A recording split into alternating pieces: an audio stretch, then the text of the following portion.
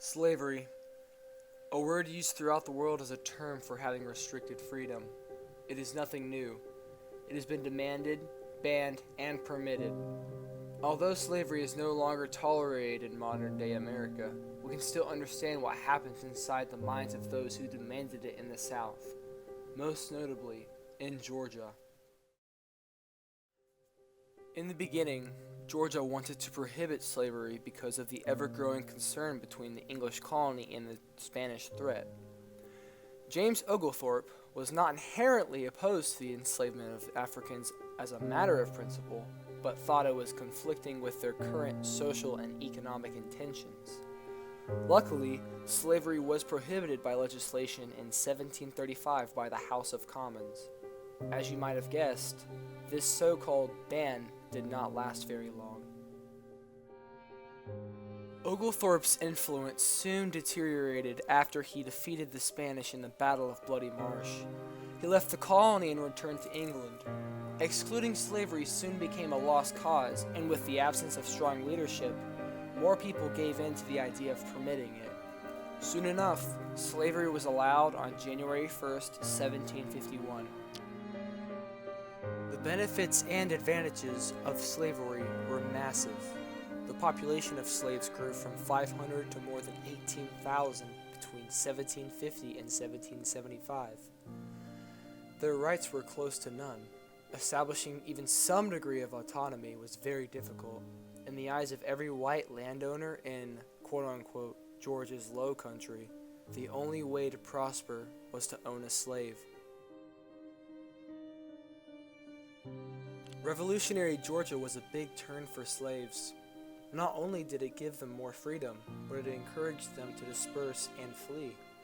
They wanted to find a better life for themselves.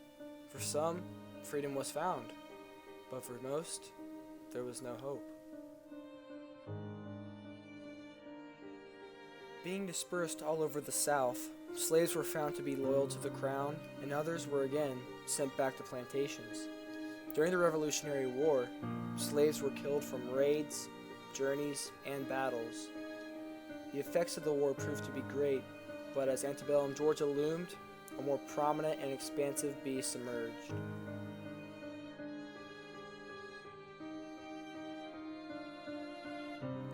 Profit and greed proved to be too much of a temptation for the white settlers. The slave population more than doubled to 60,000 in 1800 and grew to 105,000 by 1810. The cotton gin proved to be a significant success, and cotton production was heavily relied upon. Why do it yourself when slaves could do it for you?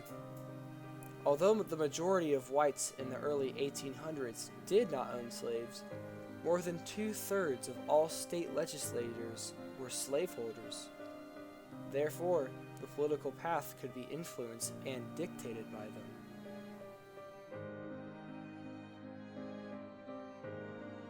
Soon enough, slave markets were set up to make transactions.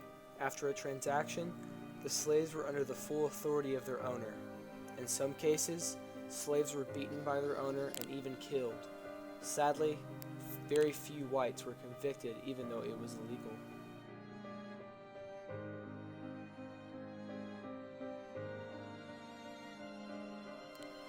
Although slave life seemed hard at times, the Civil War, while not inherently fighting for slavery, brought an end to it. Freed slaves rejoiced as their bondage ended. The foundations of Georgia's slavery were brought to an end. Discontent between different classes still loomed, but the freed slaves finally knew that their life was in their own hands. Slavery was never a good thing. Temptation, greed, and laziness fueled it. Interviews and narratives by slaves proved to the world just how brutal life really was. All the slaves who escaped helped us imagine life beyond our comfort zone. Public speakers, educators, historians, sociologists, and social activists such as W.E.B. Du Bois and Martin Luther King Jr. are just a few examples of people who have stepped up to proclaim their ideas on African American discrimination. They helped African Americans become free and wanted the best for their race. Slavery not only shaped the opinions of our culture, but it wreaked havoc on it. We must not forget this flaw in the history of our country. Restricted freedom still looms in other countries today.